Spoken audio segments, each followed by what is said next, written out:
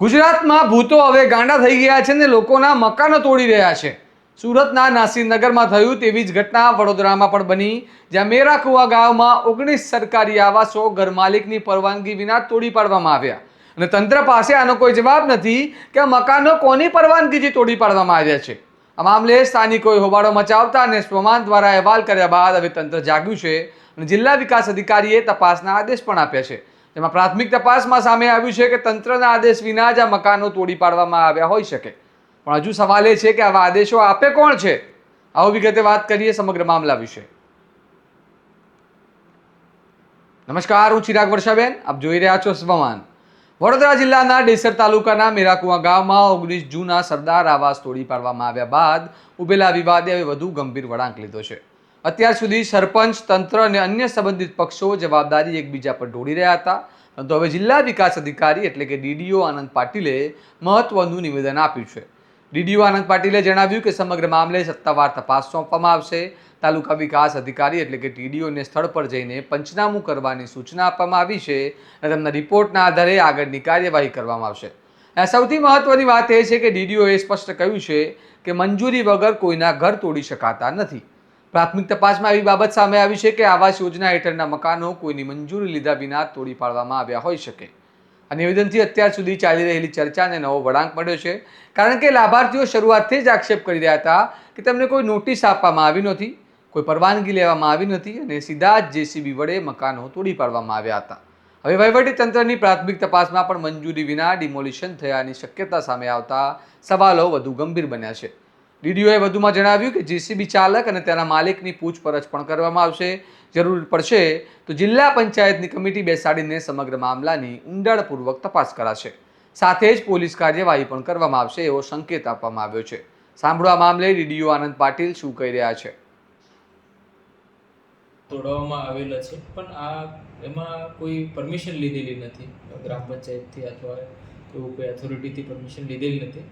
અને આપણે એમાં પંચનામા પ્રાઇમરીલી કરેલું છે અને ઇન્ક્વાયરી પણ કરી રહ્યા છે આપણે કે ભાઈ કઈ રીતે આ તોડેલા છે, કોણ ઇસમ એમાં લાઈક હતા.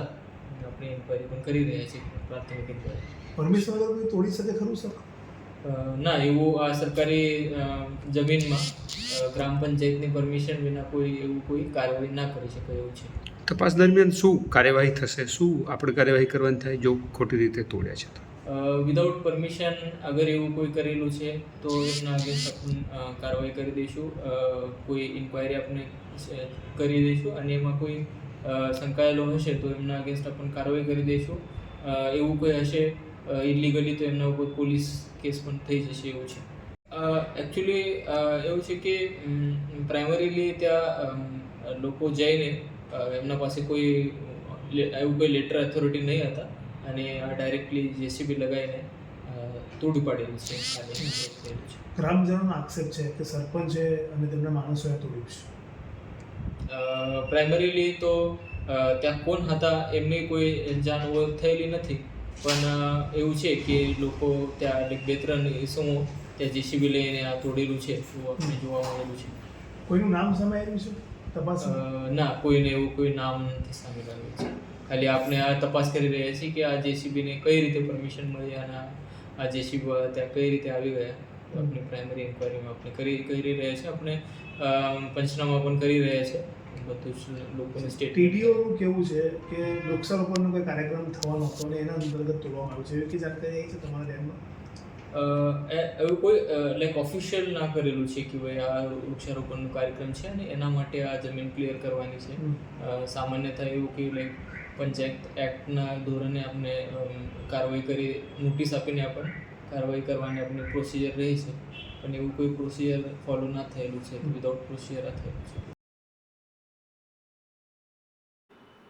અહીં સૌથી મોટો સવાલ હવે જવાબદારીનો ઊભો થાય છે. જો મકાનો ખરેખર મંજૂરી વગર તોડી પાડવામાં આવ્યા હોય તો આદેશ કોણે આપ્યો?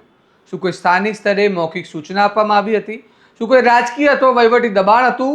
અને જો આખું તંત્ર અજાણ હોવાનું કહે છે તો પછી જેસીબી ત્યાં પહોંચ્યા કેવી રીતે અને કાર્યવાહી શરૂ કેવી રીતે થઈ? યાદ રાખવું જોઈએ કે આ 19 આવાસો આશરે 25 વર્ષ પહેલા જમીન વિહોણા પરિવારોને સરકારી પડતર જમીનમાં ફાળવવામાં આવ્યા હતા. ઘણા લાભાર્થીઓ હવે વૃદ્ધ થઈ ગયા છે અને કેટલાકનું અવસાન પણ થઈ ચૂક્યું છે. તેમના વારસદારો આજે ન્યાય માટે તાલુકા પંચાયત અને વહીવટી કચેરીઓના ચક્કર કાપી રહ્યા છે. મેરાકુવાના લોકો પૂછે છે જો સરકારી આવાસો તોડવા માટે પણ કાયદાકીય મંજૂરી જરૂરી હોય અને છતાં બુલડોઝર ચાલી જાય તો સામાન્ય માણસ પોતાના હકોની સુરક્ષા કેવી રીતે માને? હવે નજર ટીડીઓના પંચનામા અને જિલ્લા તંત્રની આગળની કાર્યવાહી પર રહેશે. જવાબદાર લોકો સામે ખરેખર કાર્યવાહી થશે? શું લાભાર્થીઓને વળતર અથવા ન્યાય મળશે? અને સૌથી મહત્વની વાત, શું આ ભૂતિયા ડિમોલિશન પાછળનું સંપૂર્ણ સત્ય બહાર આવશે? આ મામલે તમારું શું કહેવું છે? મંજૂરી વિના સરકારી આવાસો તોડી પાડવામાં આવે તો જવાબદારી નક્કી થવી જોઈએ કે નહીં? અમને કમેન્ટમાં જણાવો. અને આવા જ વિશ્લેષણાત્મક અહેવાલો માટે તમારા સ્વમાનને લાઇક, શેર અને સબસ્ક્રાઇબ કરવાનું ભૂલતા નહીં. નમસ્કાર.